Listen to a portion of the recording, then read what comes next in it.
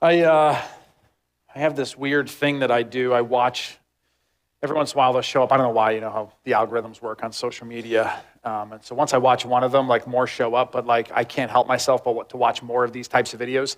Every once in a while, these like deep sea ocean storm videos will show up on my like YouTube shorts or Instagram reels or whatever. Like, and I watch the one and then I'm like, I need more of this in my life. And I'm not really sure what's going on there. If I had to play like Dr. Freud in my own brain, I think there's like there's so much like unknown danger in the open sea, especially like some of these are filmed in like the North Sea, which is that sea between like Norway and Great Britain. Like it's this wide, if you look up the North Sea, it's like some of the worst waters in like all of the world, mostly because apparently they get these like horrible like winds, like there's these crazy temperature changes between the North Pole and like where they are coming into Northern Europe. And then it's like a really shallow seabed. And so it like creates these massive waves. And you watch some of the ships on the sea there. And like, it's always got the like, what is that pirate song?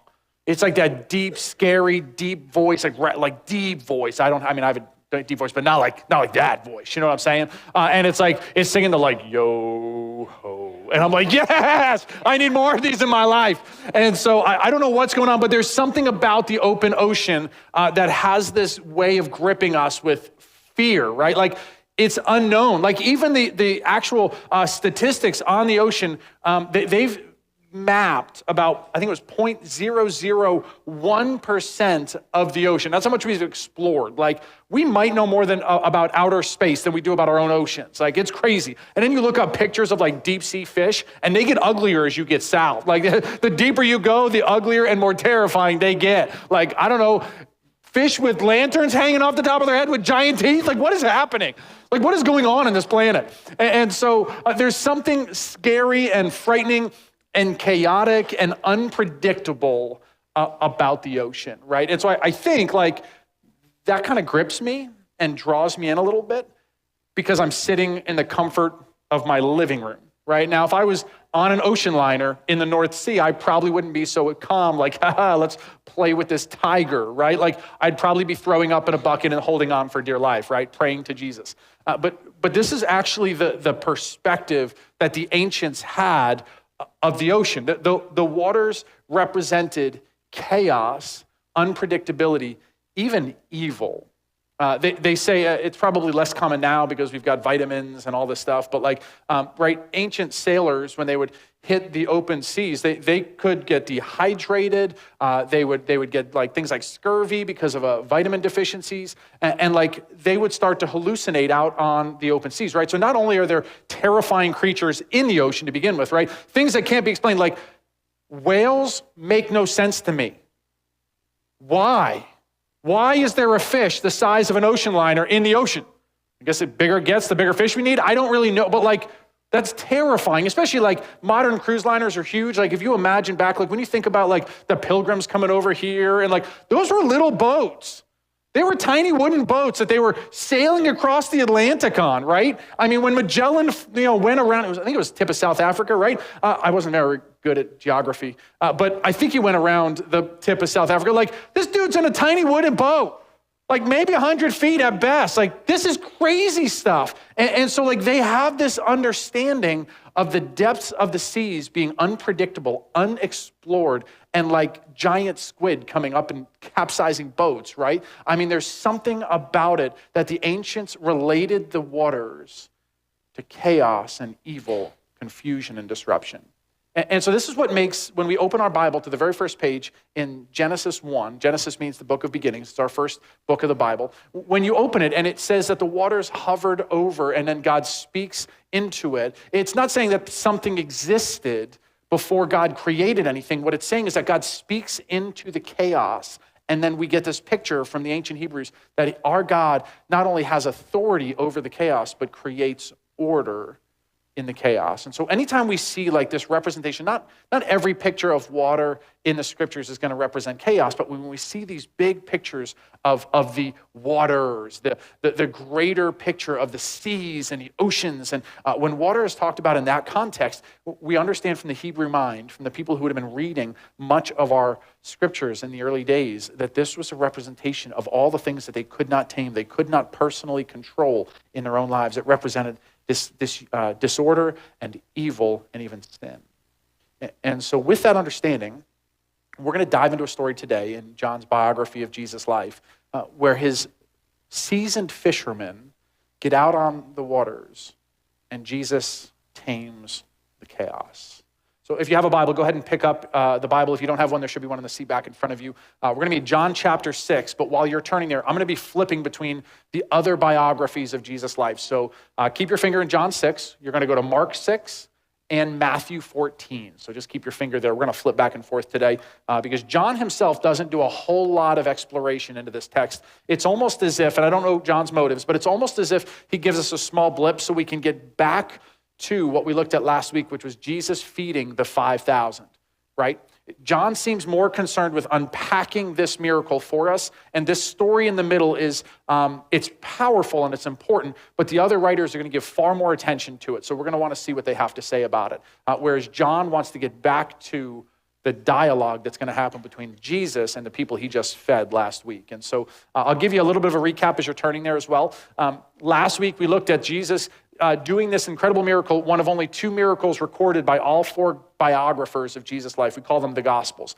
Other than the resurrection of Jesus, which they all record, this is the only other miracle. And it's Jesus feeding upwards of 15 to 25,000 people. Matthew, one of the other biographers, would give us an exploration that there were 5,000 men there. That when they counted, they're looking at 5,000 men, and then they're adding women and children into this mix. So we got about 15 to 25,000 people Jesus feeds with the little kids, basically his snack pack lunch. And so it's a pretty impressive miracle on its face. And the other 3 biographers look at the macro picture of this. They look at the miracle. John did something a little bit different last week that when we looked at this. He doesn't necessarily look at the big picture. He actually zooms in and looks at Jesus' conversation amongst his 12 disciples. He's far more concerned in the moment with the micro and the hearts and minds of the guys that are following him than he is with the bigger picture miracle. Both are not wrong, right? But it also gives us an idea that we can look big picture, we can look micro, and we can see God moving in both elements simultaneously, and it's beautiful. In John's account last week, we see Jesus having this conversation with his disciples where he goes, hey, I've been teaching to people all day. They're hungry. I want to feed them. Before he tells the disciples what he's going to do, he gives them a test to see how they're going, what they're going to come up with in as far as how Jesus can go about feeding these people. And we're told that it's a test right from the outset. And so he goes to Philip and he says, Philip, what do you think? And Philip only sees the problem. And then Andrew comes along, Simon Peter's brother, Peter, the leader of the apostles. His brother comes along and goes, hey, he doesn't just see the problem, he sees the solution, but then he sees the solution as too small. Hey, all we've got is a couple loaves and fishes. I don't know what we can do with this, with so many, right? So both guys kind of get it wrong in different ways, but isn't that common to the human condition? We all see things differently, right? But at the end of the day, there's a lot of ways to get it wrong, right? We're all sinners. There's just a lot of ways to sin, right? Maybe your sin's not like my sin, but it doesn't make one sin better than the other. Both guys get it wrong. Both guys are going to fail the test. Both guys ultimately are going to need Jesus in the end to solve the problem, right? That's what we're going to learn there. But so John's going to get back to this conversation, but we find out that Jesus is testing his disciples because although the crowds matter, Jesus is more worried about discipling and shaping the hearts and minds of his 12 disciples who will eventually go on to change the course of history. And we find out something really interesting. So let's look at John chapter 6 first. We're going to finish up where we left off last week in verse 14 in chapter 6. When the people saw the signs that he had done, they said, this is indeed the prophet who has come into the world. Now, Jesus was foretold for hundreds of years by many of the prophets that a Messiah would be coming. So they're putting things together and they're going, this has got to be him. This has got to be the guy. And then we're told in 15, perceiving then that they were about to come and take him by force to make him king, Jesus withdrew again to the mountain by himself. So Jesus perceives that they want to make him king. They want to take him by force. They want to put him as king. Right now, the Jewish people are under occupation from Rome. And they're waiting for the coming Messiah, the coming king, the one who would establish Israel once and for all. And Jesus is like, I don't want any part of this. We find out on Palm Sunday, actually, right, when Jesus rides into Jerusalem and the people are chanting, they're laying down palm branches, which was a symbol of a victorious king coming back from a conquering war. They're chanting. They want to make Jesus king, and we find out that this is not the kingdom that Jesus is looking to establish. He's not here to make an earthly kingdom. He's not here to establish geopolitical borders and a nation that the other nations would be subservient to. He was interested in establishing a spiritual kingdom that lives in the hearts and minds of the people who would surrender their lives, submit to the Lord of Lords and the King of Kings, and in that way, the kingdom of God spreads across all geopolitical borders because his people submit to him, follow his laws, follow his way. And where we fail, we trust in him as our Savior. And that kingdom is recognized by the ambassadors who populate the earth. They may be secondary citizens of a geopolitical nation, but they are primary citizens of the kingdom of God, submitting first to the spiritual king who has authority over all things. And as they submit to his way, the kingdom is manifest amongst us. So Jesus wants no part of this plan to make him king and overthrow Caesar. So he retreats. Now, we're going to see something interesting. John doesn't give us the detail, but we'll have to flip over to, I think it's Mark. But look at what happens next. Jesus goes up on the mountain, but before he does something else. Look at 16. When evening came, his disciples went down to the sea, got into a boat, and started across the Sea of Capernaum. It was now dark, and Jesus had not yet come to them. Now, this is a really interesting picture, but if we flip over to Matthew 14, we see a little bit more detail about these guys getting into the boat. And it's necessary for us because let's just see it. Matthew 14, we're going to pick it up in verse 22. Keep your finger between John and Matthew and Mark.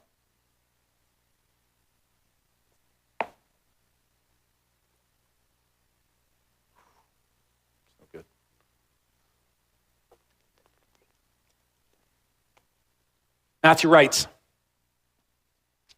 immediately he made his disciples get into the boat and go before him to the other side, while he then dismissed the crowds. Verse 23. And after he dismissed the crowds, he went up on the mountain by himself to pray. And when evening came, he was there alone. Okay, so we get some more context from Matthew. They didn't just get into a boat. This was immediately as the crowd started trying to go, hey, murmuring amongst the crowds, hey, this might be the guy. We need to make him king. Like, we need to do this now. We've got 25,000 of us. We can overthrow Rome's army. We've got this movement that's starting to shape up. This guy's got power we've never seen before. The time is now, and there's all this hype, and there's all this excitement, and there's all this energy, and Jesus is like, guys, you need to get out of here. So it says immediately, he forces his disciples to get in the boat. Now, Mark's going to tell us a really tragic detail.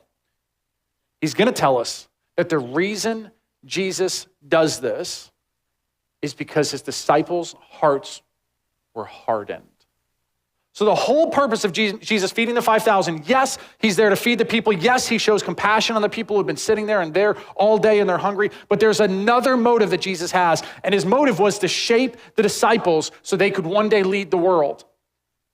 And in watching Jesus do this miracle, even after failing the test, their eyes are not opened. Instead, their hearts are actually hardened, Mark tells us. My guess is what that means is they were starting to get caught up in the hype and the excitement of the crowds. Instead of cutting through it and seeing what Jesus actually intended for his kingdom and for his purposes, they start getting dragged into the hype and the excitement and the fanfare of all that's going on amongst this crazy mob that you'll find out next week is a fickle mob, and they're going to abandon Jesus when he no longer does what they want him to do. They were not here to submit to Jesus. They were here to get Jesus to submit to them and their way of life and their desires and what they wanted him to do. In a moment, he says, no, I'm king, not you. They're going to abandon him, and we'll get into that next week. But the disciples started getting caught up in this mob, and so it looks like immediately Jesus is like, I need to protect my kids. I need to get them out of here before they lose sight of this because their hearts are hard. They still are missing the point. Get them out of here. And so he puts them in a boat, and he sends them across the sea. Now, it's about an 8-mile wide sea. I don't know if that's big for a sea or not, or a lake, I guess you'd call it. I don't know if that's a big lake or a small lake. I don't have much, I've never measured like the Great Lakes. I don't know what makes them so great, but I don't know if that's a big sea or not. I know I don't want to row 8 miles. I don't want to walk 8 miles, right? Like that's just too much, let alone have to row it with my toothpick arms, okay? Some of the dudes in here, they could row 8 miles. Me, not so much, right? I'm going to put them to work. I'm going to be like, go, yes, row. Yeah, like I'll be the guy in the front of the boat. I got a big vocals. I can scream real loud. I mean, it'd be great for me. It'd be a great job for me. You don't want me rowing your boat. So we're going to make a t-shirt that says, you don't want me rowing your boat. So Jesus puts him out on the sea. Now here's what's interesting. The disciples are going to have some trouble getting across the sea. The Sea of Capernaum is the lowest freshwater lake on the planet. I believe the Dead Sea is actually the lowest lake on the planet, but it's the lowest freshwater lake. It's about 600 feet below sea level. Now, there were some mountain ranges around it, more like big hills. Think Rockton Mountain, maybe. Not a Everest, but more like Rockton Mountain. And so the winds would come from the west off of the Mediterranean, rip across the desert plains there, up over the mountains, and then when it would drop down into the sea, it would change the weather climate, right? So we've got hot air mixing with cold air, dropping quickly across the plains and down the mountains, and the western winds of the Sea of Capernaum were incredibly strong. The sea, as we find out multiple times in the biographies of Jesus' life, kicks up storms that would probably terrify the average person. At moments, we see it terrifying these seasoned sailors. That like another story in Matthew's biography would tell of the disciples being out on the Sea of Capernaum and the storm kicking up and raging so bad. Jesus is sleeping at the bow of the boat, and the sea is so bad that the disciples start to think they're gonna die. I don't know what happens to a hardened like fisherman for them to think that they're gonna die, but whatever was going on, it was bad. And so we find out that these seas can be pretty nasty, probably much like the North Sea. If you've ever watched one of those like TikTok videos or whatever, like it's dangerous, it's scary. And so these guys, they're not scared. We're not told that they're scared in this story. It's a little bit different than Matthew's account when Jesus is with them in the boat, but they're rowing and they're getting almost nowhere. So take a look back at John. We'll go back to John 6 and we'll look at how he recounts this. Verse 18.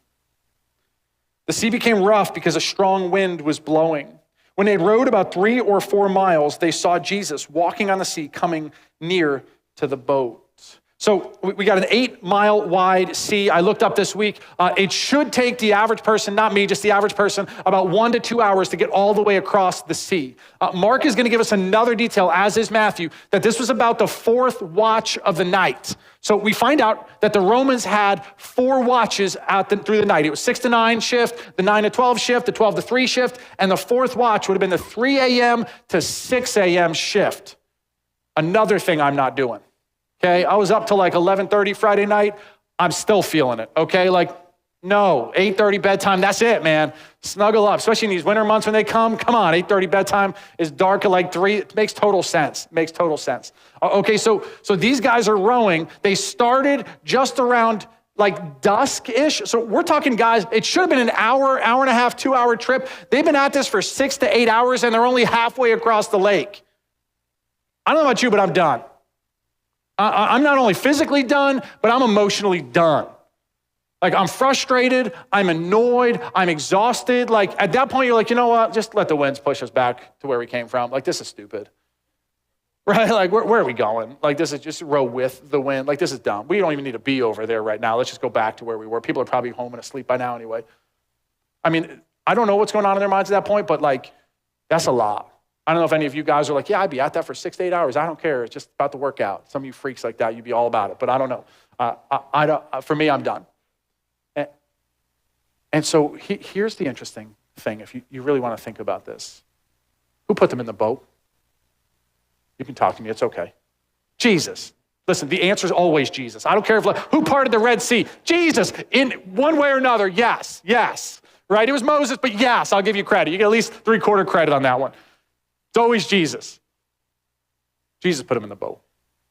I'm sure he wasn't naive to not only was he not naive to the the storm patterns, weather patterns, but Jesus knows. Like there's moments where he just knows what people are thinking and it's freaking scary.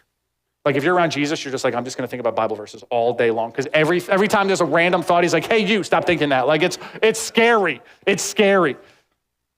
And here they are, after being sent away by Jesus. They had to leave the party. They had to leave the hype. They had to leave the excitement. They had to leave all the fanfare to get in this boat. For what reason? They don't know. Just to go over there where Jesus told them to go. And it wasn't an easy trip. In fact, it was an incredibly frustrated and futile trip across the lake. Like it just feels like they're wasting their time. I don't know if you've been there with Jesus.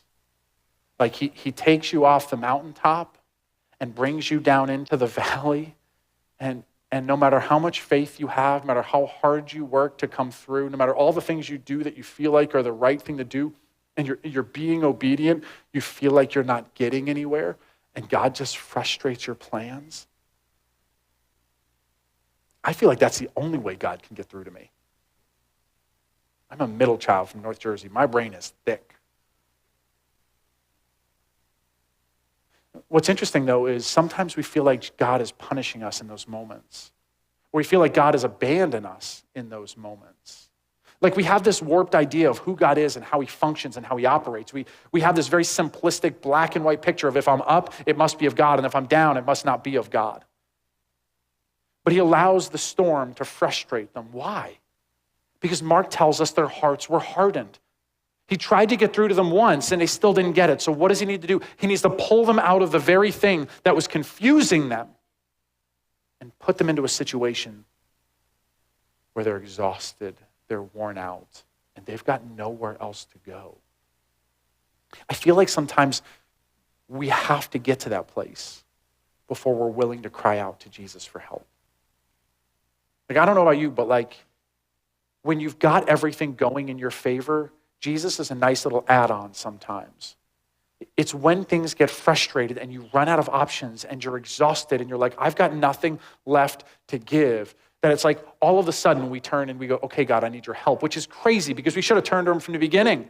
The disciples should have been deceived last week. They should have passed the test, but even after they failed the test, they should have been like, oh, that was dumb. Jesus can multiply fishes and loaves. Why didn't we think of that? They still missed the point. Like, I don't know how many points I've missed in my life, but I'm sure it's a lot. I'm probably not even aware of the points he tried to teach me because I missed them and I was blind to it. So I had to go through other things in order for him to teach me what he wanted to teach me. Right? I mean, isn't that just the love of God for us? That he wouldn't let his disciples get swept up with a mob that didn't want him in the first place, but just wanted his stuff. Jesus is after softening their hearts. And if it takes an 8-hour storm to do it, then isn't that better than staying on the shore and celebrating with the people, but being deceived? So he continues the story. I want to flip over to Matthew 14 and look at verse 22. Again, he's going to give us a little bit more detail here. Immediately, he made the disciples get into the boat and go before him to the other side while he dismissed the crowds. And after he had dismissed the crowds, he went up on the mountain by himself to pray. When evening came, he was there alone. But the boat, by this time, was long away from the land, beaten by the waves, for the wind was against them. And in the fourth watch, there it is, the fourth watch of the night, he came to them walking on the sea. But when the disciples saw him walking on the sea, they were terrified and said, "It is a ghost!" And they cried out in fear. But Jesus immediately spoke to them, saying, "Take heart, for it is I. Do not be afraid."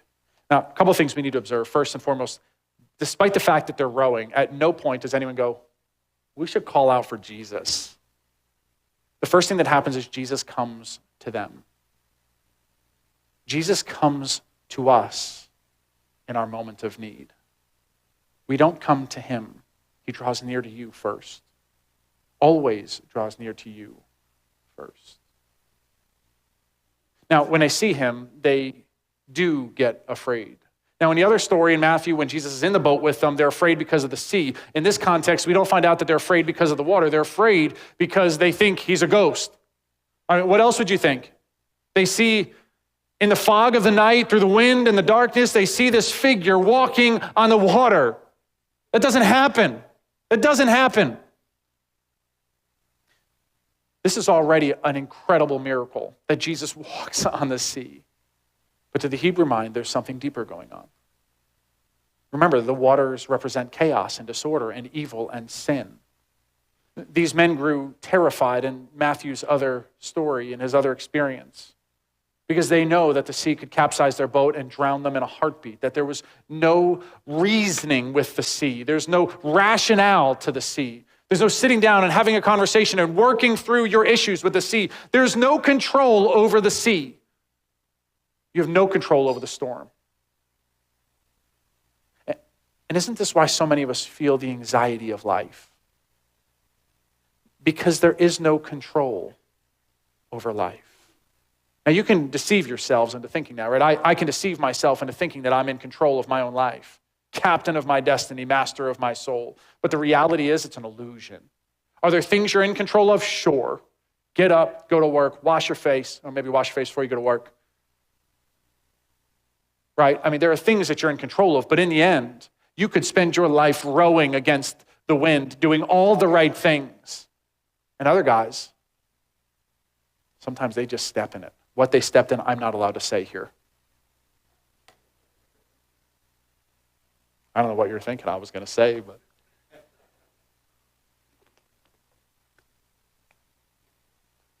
yeah, you're in control of some things. But if we're honest, we're not in control. You're not in control of what happens to your kids tomorrow. You're not in control of your health, no matter how much leafy greens you eat. You're not in control of what happens to you when you walk out this door today. Ultimately, when it comes down to it, I think we know this, which is why we wrestle so much with anxiety and fear.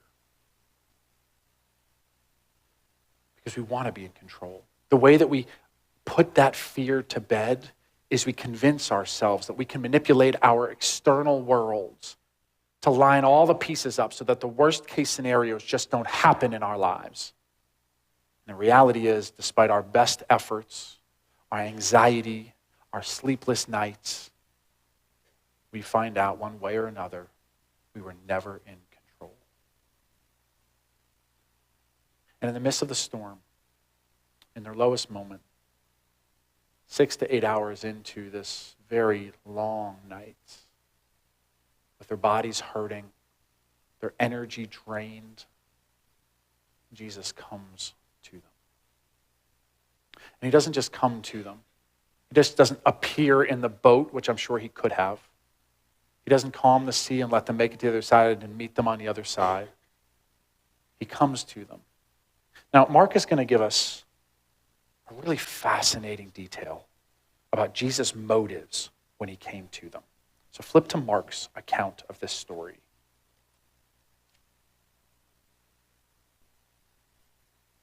I want you to look at Mark 6, verse 48.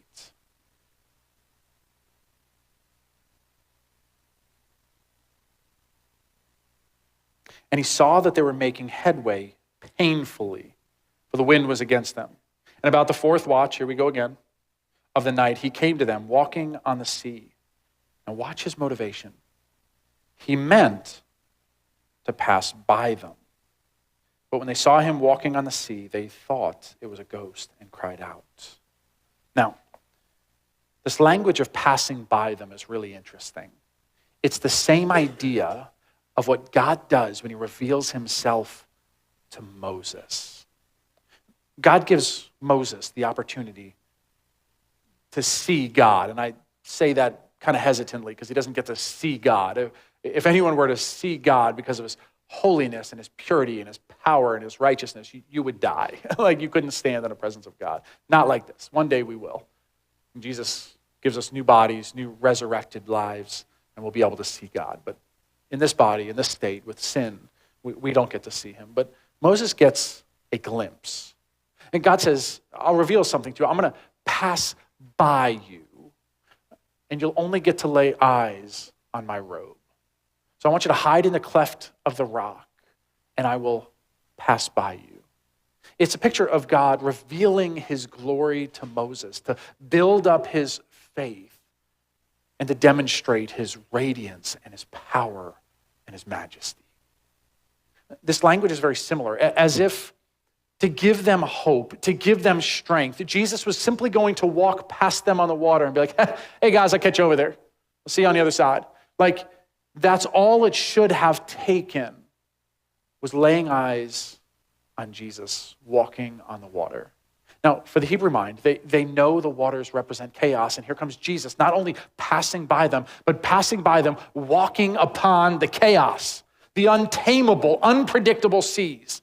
Here comes Jesus, walking upon the waters, not fazed by them at all, not being tossed to and fro. He is not in submission to the chaos.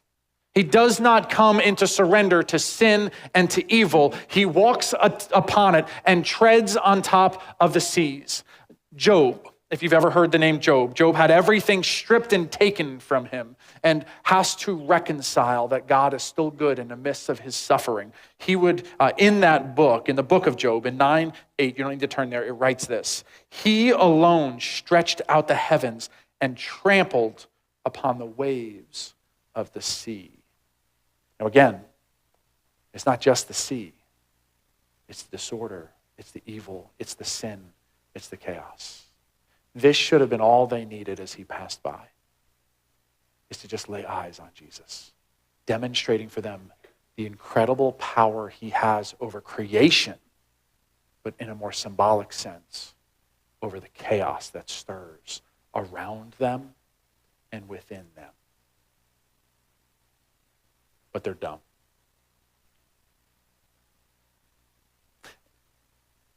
I don't want to judge them too harshly, because I'm dumb. How easily do I fall into the very trap that they fall into? To try to manage my circumstances, to put to death the fear that's within me. Try to manipulate everything around me and everyone around me so that I don't have to be afraid that worse will happen. Right? So Jesus is going to call out to them. Do not fear. It is I. Our kids are a long way away from those little years. Lane and I both miss it and are grateful for it. Like, I get to sleep at night. And for those of you who are not sleeping, it's coming, gang. It's coming. If I could encourage you, it'll be here. You'll get some sleep. Those bags under your eyes, they'll start to dissipate and go away. I mean, I'm still tired all the time, but like, at least I'm sleeping, you know? But man, there's something cool about those younger years.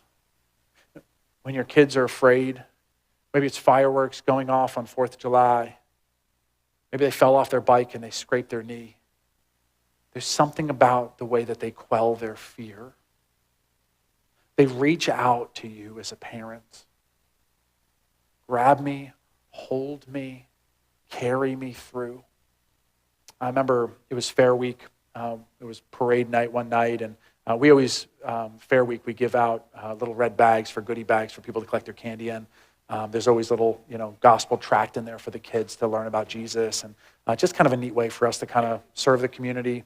I'm not opposed to marketing, so it's got our branding on it, our website on it, and people can kind of learn more about who we are. But one year we were walking back to our seats. We'd already given out all our bags, and my daughter was with us. She was young, and she tripped on an uneven patch of sidewalk and busted open her knee real good. I mean, she was bleeding all over me. I was carrying her back. She was just gushing blood on me. She got a sweet scar as a result. And, chicks dig scars, except it's my daughter, so I don't know what to say. Do chicks dig scars when they're on them? Like, is that a thing? Okay, I'm going to get carried out here. Sorry. And the first thing she did was, when she fell, right, was look up to me, right? That's what our kids do. They look to strength. They look to the thing that they find security in. And so in that moment, the very presence of Jesus, the very declaration, here I am, should have put him at peace. Like, what are we turning to satisfy our fear, to quell our anxieties? Are we reaching out to Jesus because he draws near? And his declaration is the same to us now. Here I am. I'm here. The question is, are we going to let him in the boat? Because the disciples have one of two options right now. They're either going to let him in the boat or they're going to reject his offer. They're going to find faith and comfort and peace in the presence of Jesus, or they're going to look to something else. They're going to hold on to their fear. They're going to hold on to their anxiety. They're going to hold on to their fatigue, and they're going to grow bitter that he put them in the boat in the first place. Because I promise you, if you're bitter at God for the circumstances you're in, you'll never draw near to him, no matter how close he is to you. Maybe they were sitting there like, you put us out here. No, keep passing by. Maybe they're just angry. If that's our heart condition, we'll never welcome him into the boat. And Jesus' declaration is simple enough. Here I am. I found myself this week as I was studying, wishing there was a little bit more. And then it occurred to me, you don't need any more. I don't need any more. Like I wanted there to be more about what quells our fear. What could calm the storm around us and inside us.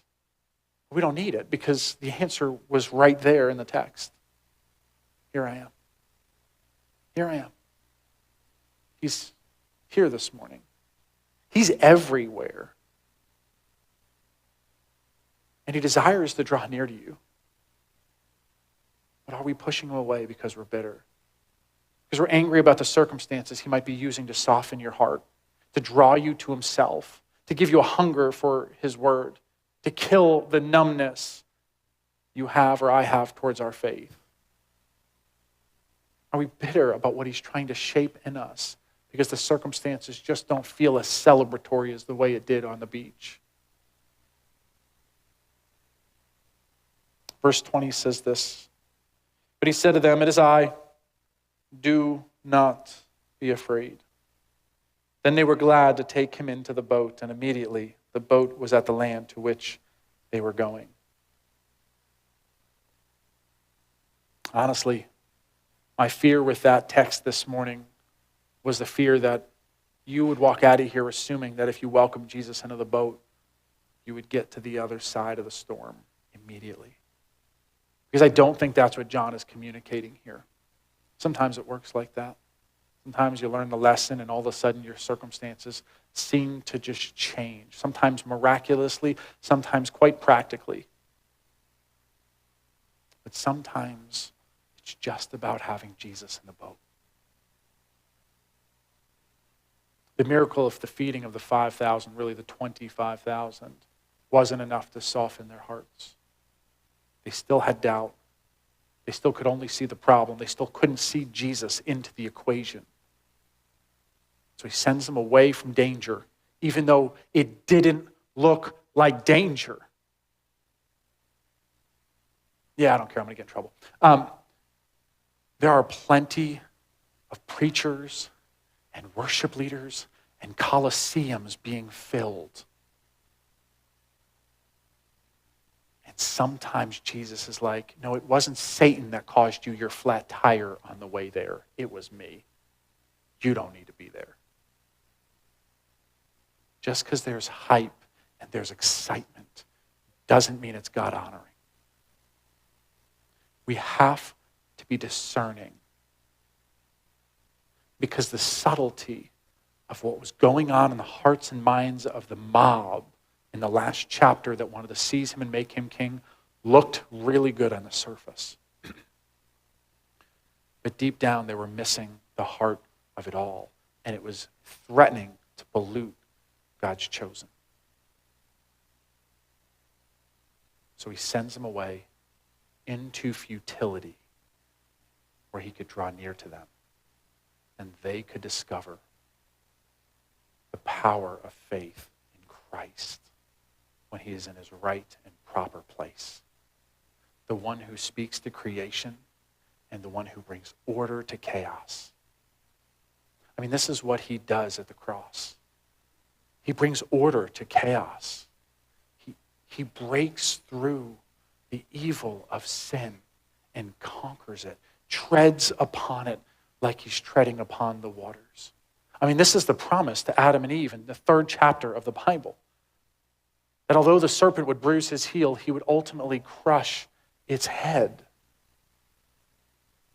He would tread upon the serpent and destroy Satan and sin and one day death.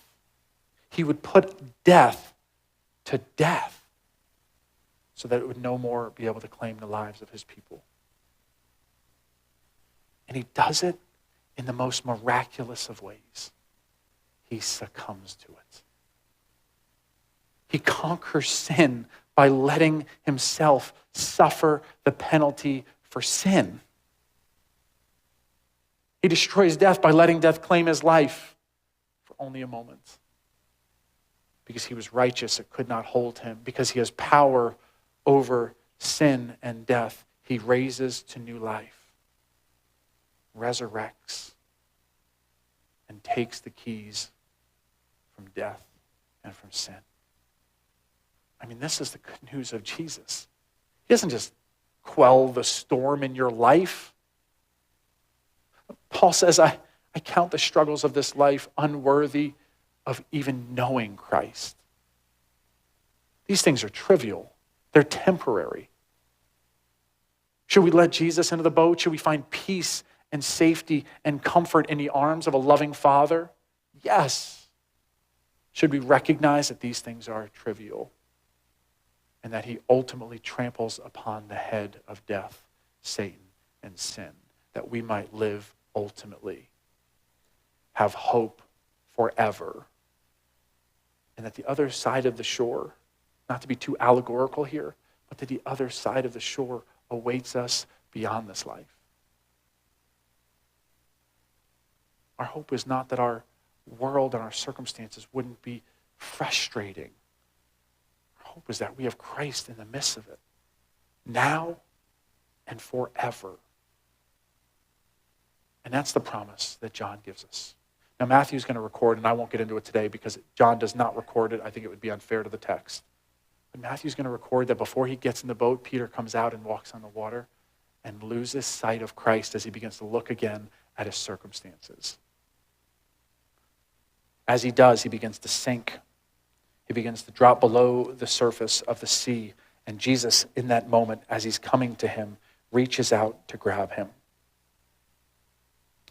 But I did want to read,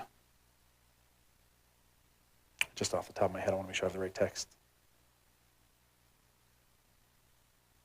I don't know why I don't have it.